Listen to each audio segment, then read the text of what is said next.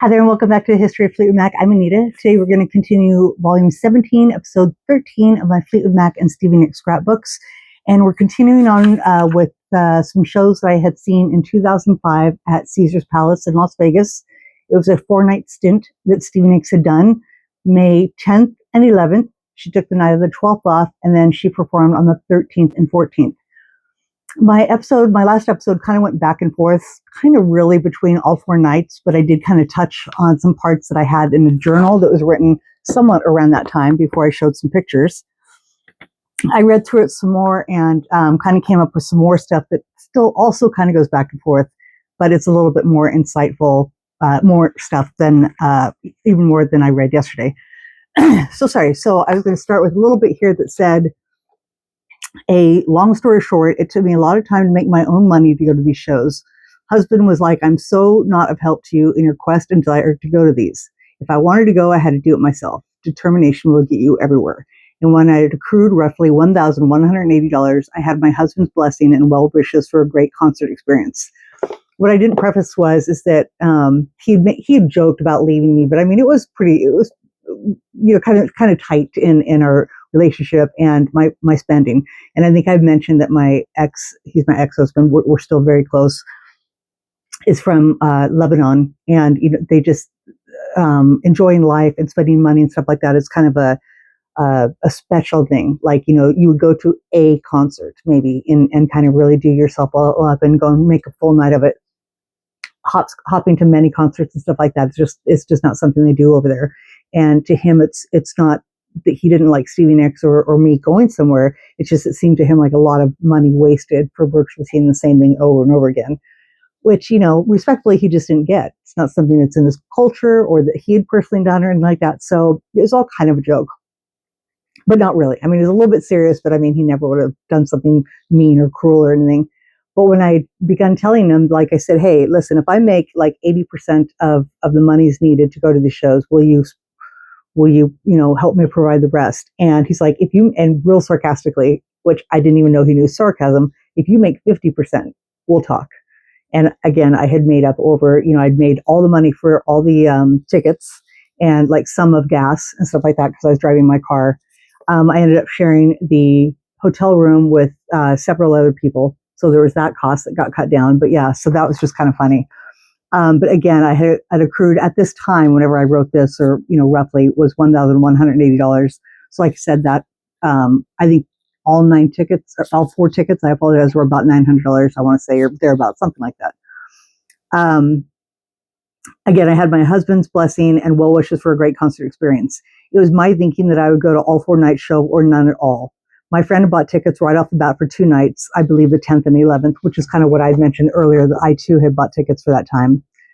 Around the 28th of March, I was finally able to buy the tickets, and I believe I was able to buy 11th row for $510, and then going in directly to Warehouse Music, I was able to get 5th row for $511.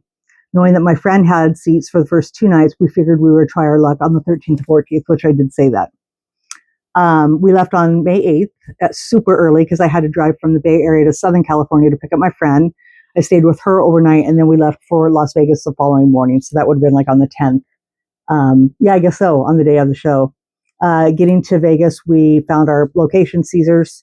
We got into Vegas about 1 o'clock in the afternoon, so that was super cool. Show didn't start for a while. But we got checked into our hotel. We couldn't check into like 3 o'clock, but it was fine, because I was going to go pick up some of our roomies at the hotel. So that's cool, right? Like, no big deal. Well, getting all these women and all of our luggage into my car because we were not able to take our stuff out made for a really interesting experience. It looked like we were moving to Las Vegas, like moving into the Caesar's Palace, which was pretty damn funny. We barely contained ourselves for anything. However, upon seeing an enormous sign of Caesar's billboard for Stevie Nicks, we were just overwhelmed. The first of 4 was barely 6 hours off. We picked up the girls at the airport, unloaded our luggage, all of our Stevie finery, into our hotel, and proceeded to get ready. And I don't think I read this exact one, but the Coliseum is a sight to behold. All the money and designs invested paid off. On the last night, we really had a chance to look around the place, but although nothing but front would have been satisfying, at this place, there's not a bad seat, and that is true, where the Celine Dion and other people have performed, or Adele, I think, has been there as well. there's not a bad seat. I mean, it's just designed just in a perfect way, sculpted, which is also a funny story about that, to where, everybody can see. Like, unless everybody stands up, but even still, it's just a certain height, and it's not really peaked like the Sphere now or something, or other places. But it's situated in such a way that's really convenient like that. I did mention this last night, but instead of Bootylicious, it was the Dreams mix, and Stevie coming out with the I Can't Wait, coming through the wall part. Everybody went nuts. Standard set list following Enchanted, Outside the Rain, which led into Dreams, like you saw on my set list, kept the audience going. The fact that we had Enchanted first versus Outside the Rain and Dreams made me happy. Again, I mentioned that yesterday. Let's see. I think it was a culmination of having gotten there after all that hard work and realizing at the precise moment, yes, I am here, and I have 4 or technically 3 more shows to go. Stop Dragging My Heart Around sounded particularly amazing to me this night. Again, I mentioned about Wadi the other night, and I think that's kind of, so I think I had typed this out, but it's kind of what I had written, but it's just a little bit different. And then following on from there, kind of following up where I kind of left off yesterday, bringing the audience around for their second win was Goldust Woman. Stevie has again stole away, only to reemerge as a truly Goldust Woman. I believe this is the same shawl from Say You Will, although it too may have been updated. I can't be sure. Stevie made slight variations nightly that thrilled the masses to no end. If Anyone Falls, Stevie mentions this song hasn't been sung in years.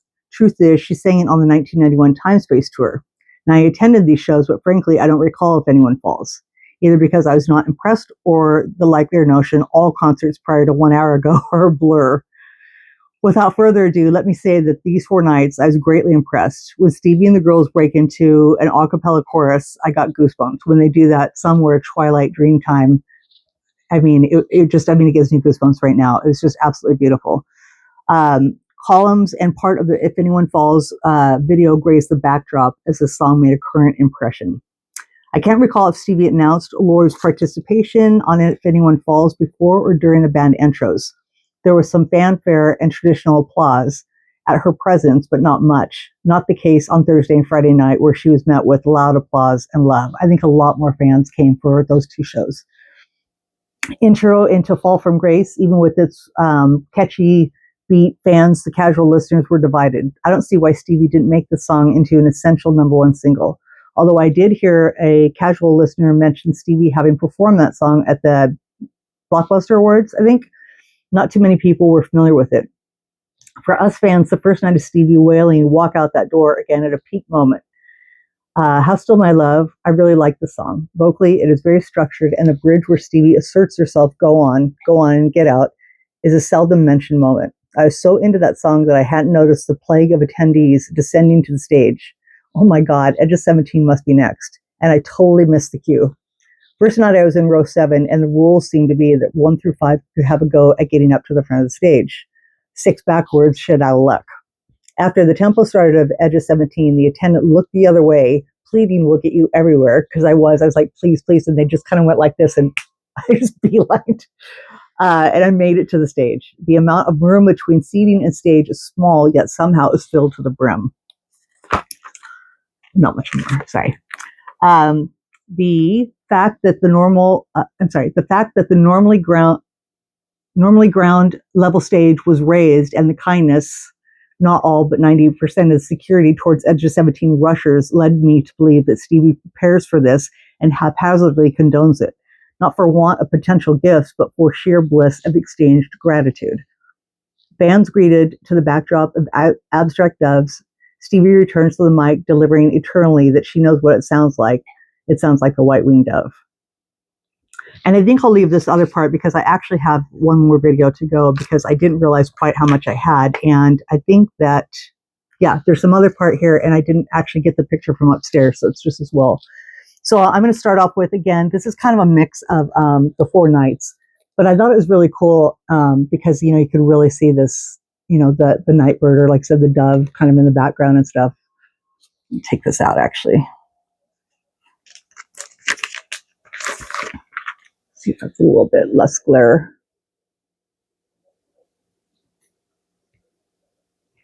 even though that's kind of not as close. I kind of liked it with the background of the imagery on the screen.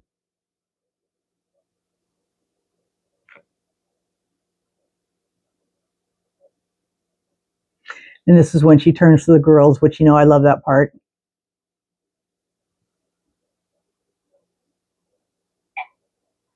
And then I think this is kind of a combination. I think this still is Edge of 17 that she's singing, because I mean, the same outfit and everything like that. But this is really when the kind of the chorus comes in and breaks out into everything. But I think this is all part of the same part here.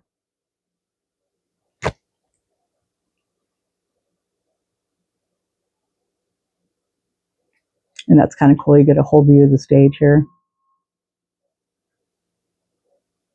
That one looked nice too.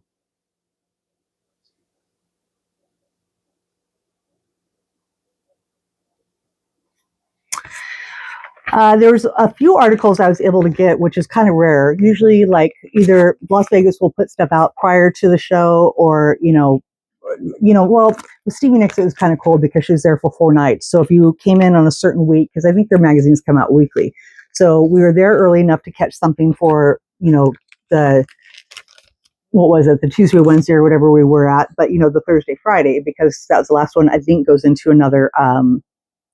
A new week's magazine or something like that. But this was an article we got out of, I guess, it's a Stevie Nicks Place Tonight Saturday. So I think that was the 14th. I think that's what it was, the last show.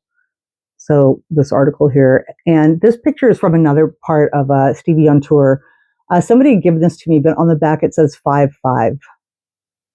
So this was prior to Stevie's part here in Vegas, but it was just another nice picture showing the back, how that backdrop is and such. And I just love, looking at pictures like that with all the fans reaching out. But so 5-5, I meant to look it up, but I didn't check it out to see what date that was or where that was at. I'm going to say Southern California, something like that. I think it was my friend's picture, maybe. This one is a little blurry, but she's just so into singing, and this is when she's kind of walking across the stage, and it too is a little out of focus, but it's just a great little shot. Sorry, should take this one out too. Know what I was thinking. Then these here on the back is the rest of the article. Okay, it's not agreeing with me here. And then it was cool because I got some shots of Stevie. Let me show that one again here. That one here, a little bit better. Not the plastic. So here we have the rest of the article. These are just some cute little Solomith Wolfing prints that I have. I actually have a lot of them, and I'm like, I need to put these with my stuff. And being with the Beauty and the Beast and stuff like that, really don't, on this tour, I just thought these were kind of fitting with some of the pages. But yeah, that's when she came like right in front that night. And then just a little bit further down the row.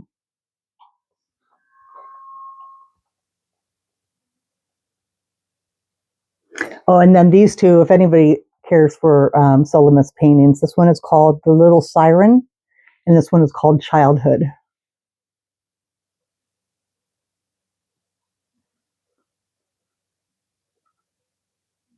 Really beautiful work.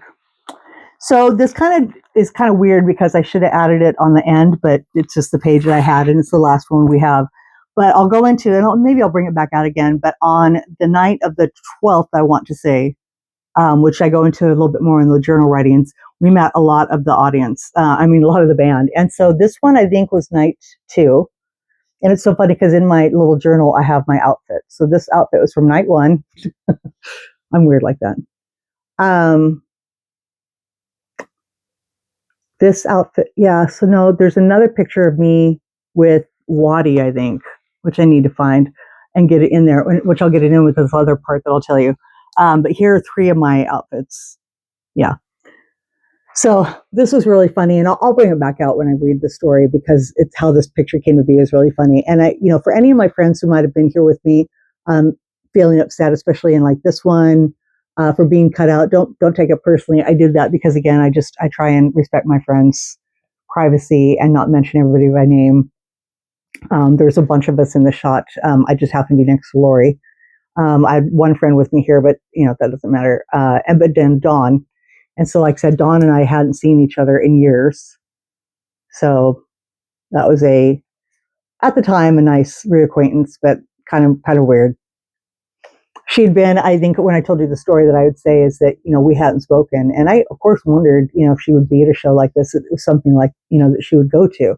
Having been friends with her, I would understand she would go to.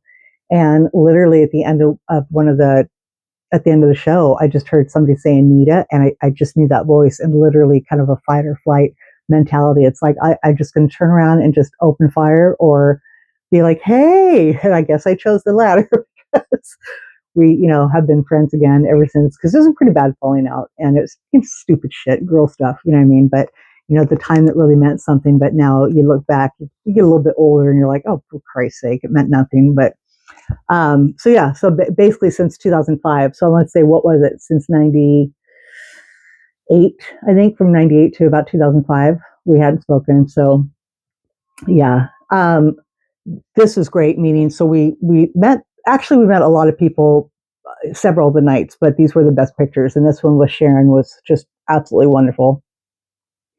Carlos, Lori, of course, which there's a little bit more to a story for this.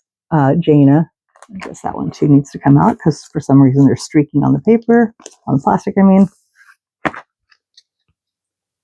Then I love to call this picture Brett's bitch. Look at how he's holding on my arm. Just cracked me up. It's a great picture, but he had kind of like given a hug. Brett was always a super nice guy, so it's just, it didn't hurt, nothing like that. But when you see it in the picture, people are like, good Lord, he's got a grip. But yeah, some really nice pictures. So these really great stories, and just talking to them, and everybody was so nice. It was just such a great weekend, a week, I should say, and that's also kind of why I'm reading the journals, just to maybe give you an idea, or if you had been there, to maybe kind of make you relive it or remember certain, things that might be of interest to you. So I hope you're enjoying it. I do have one more video, and I'll finish the journal. It's only a few pages, but probably about another 3 pages of photos. So I hope you're enjoying them. Again, they're kind of mixed up from all 4 nights. And so come back and see the last one. Thank you so much for joining me, and we'll see you next time. Bye.